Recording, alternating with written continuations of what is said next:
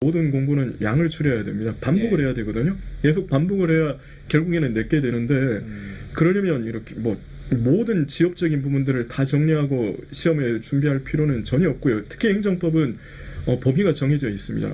영어처럼 이렇게 범위가 없는 과목이 아니라 범위가 정해져 있어서 어느 정도 학자들이 공통적으로 소개하는 부분들이 있거든요. 그 부분들 정리를 하는 게 제일 중요한 거죠. 그리고 판례도 이게 모든 판례가 다 똑같은 비중을 가지는 게 아니라 그 학자들이 또는 법관들이 강조하는 판례들이 있습니다. 이게 특히 행정법적으로 의미가 있는 판례들이 있거든요. 그 판례들은 조금 심도 있게 기억을 하되 나머지는 그냥 제목 정도를 아시면 되는 거죠. 뭐. 그래서 요즘 특히 출제 경향 자체가 지문 길이가 길고 그리고 판례 사실관계를 알아야 풀 수 있는 문제들이 자주 출제가 되니까 그래서 조금 지겹더라도 제가 왜 판례 이론 설명을 이론 배경 판례가 왜 이렇게 나왔고 사실관계가 어떻게 구성이 되는지에 대해서 설명을 드리는데 그때 조금 집중을 하시면 사례 문제라든가 이런 문제들도 여러분들이 충분히 대처를 하실 수 있을 겁니다.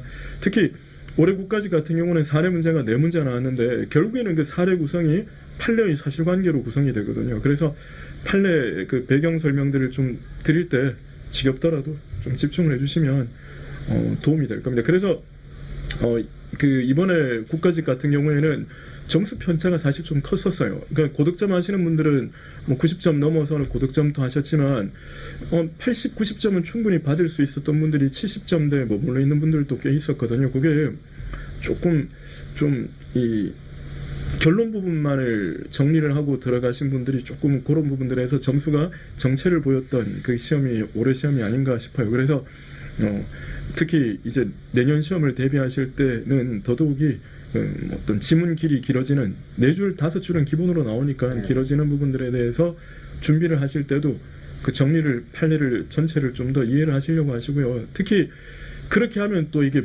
머릿속에 기억이 안 날 수가 있거든요. 그래서 제가 수업 시간에 여기에 핵심 키워드는 뭡니다. 키워드는 뭡니다. 라고 이렇게 여러 번 강조를 드리는데 그 키워드를 중심으로 어차피 지문을 늘리는 거예요. 그러니까 결국에는 키워드를 기억을 하시되 판례 배경까지 좀 같이 이해를 해주시면 안정적으로 고득점을 하실 거라고 저는 확신합니다. 맞습니다. 이번에 국가직 고급이 되게 어려웠죠. 맞아요.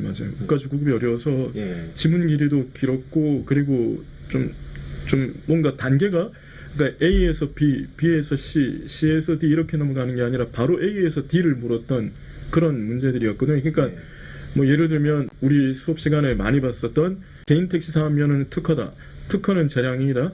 재량행위에는 법률에 근거 없더라도 부관을 붙일 수 있다. 이렇게 단계로 넘어가면 좀 쉬운데 바로 개인 택시 사업면허는 법률에 근거 없더라도 부관을 붙일 수 있다. 그러면 그 과정을 생각해야 되거든요. 근데 이번 국가직에는 그런 문제들이 좀 많이 나왔었어요. 그래서 전체적으로 난도가 꽤 높게 나온 문제고 그래서 좀 문제 푸시기에 좀 시간이 많이 걸리지 않았나라는 생각은 합니다만은 그 단계를 이제 내용들을 기억을 한다면은 그 단계는 훈련을 몇 번만 하면 되거든요. 그래서 그 훈련들을 이제 뭐 여러분들이 문제를 푸시면서 훈련을 하시면 크게 걱정 안 하셔도 될 겁니다.